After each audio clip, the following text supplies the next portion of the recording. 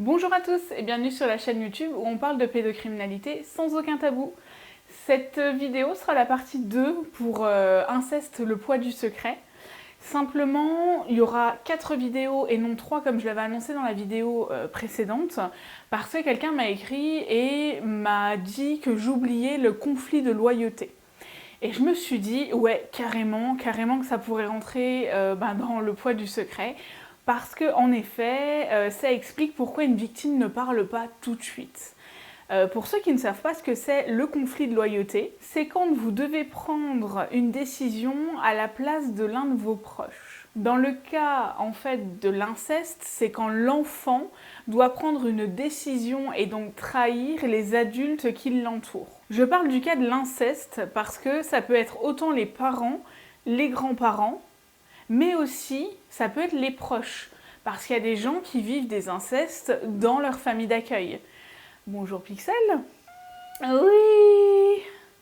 Et donc, quand c'est dans une famille d'accueil, vous allez trahir quelqu'un qui vous est proche, en tout cas quelqu'un qui vous accueille, qui est censé en fait être votre tuteur, qui est censé représenter l'autorité. Et c'est pour ça que je parle de conflit de loyauté, simplement parce que souvent, la personne qui est censée nous protéger ne le fait pas et on est obligé de la trahir. Et je mets bien trahir entre guillemets parce que le fait que la personne ne dénonce pas alors qu'elle est censée nous protéger, le vrai problème il est là. Le vrai problème c'est qu'à un moment donné, un adulte est défaillant, un adulte qui est censé nous aider en tant qu'enfant, un adulte qui est censé être là pour nous protéger, pour nous aider à nous construire, pour nous aider à nous développer, à un moment donné, il déconne. Alors, soit c'est lui qui est le pédocriminel, soit il sait que vous êtes victime d'un pédocriminel, je sais que c'est compliqué, mais soit il est au courant de ce qui se passe, et en fait, il n'agit pas en conséquence pour vous protéger. Encore une fois, si vous regardez cette vidéo, c'est pas vous le problème. Et là où est le conflit de loyauté, c'est quand vous décidez de parler quand même.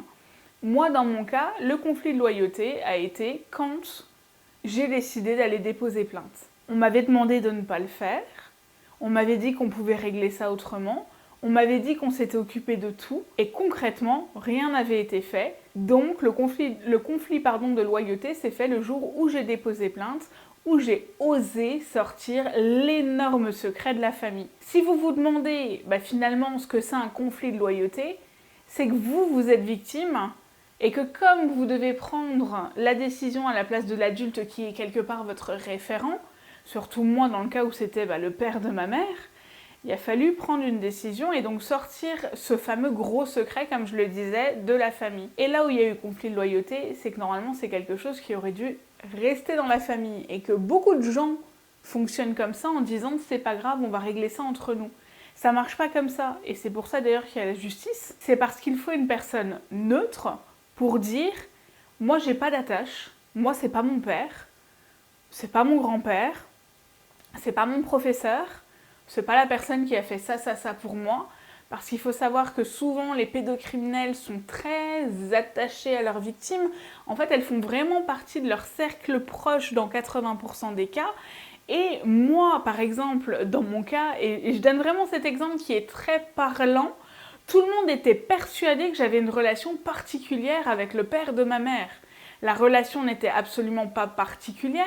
Lui, il faisait semblant que j'étais sa petite fille préférée. Ah forcément, et il faisait pareil d'ailleurs avec ma cousine à qui il faisait exactement la même chose. Et ça lui permettait de pouvoir dire allez, il n'y a pas assez de chambres, c'est pas grave, qu'elle vienne dormir avec nous.